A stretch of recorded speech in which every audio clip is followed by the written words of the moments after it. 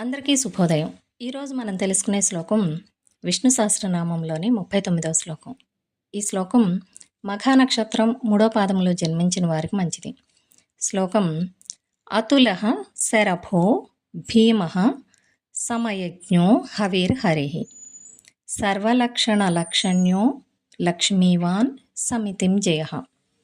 అంటే తనకు సాటి లేనటువంటి ఆ పరమాత్మ శరీరములయందు ఉండి ప్రకాశించుచు దుష్టబుద్ధి కలవారికి భీతిని కల్పించుచు సర్వప్రాణులను సమభావముతో చూచుచూ తనను పూజించడుగా ఎంచుకొని తనను స్మరించుచూ ఉండేవారి పాపములను హరించి సర్వశబ్దములు నామములు తననే తలచుకునేవిగా అయినటువంటి ఆ పరమాత్మ సర్వదా లక్ష్మీ సమేతుడై ఉంటూ ధర్మాధర్మముల మధ్య జరుగు సర్వసంగ్రామముల యందు అన్నింట సర్వదా విజయమునే పొందినటువంటి ఆ శ్రీమన్నారాయణునకు శిరస నమస్కరించుచున్నాను అని అర్థం.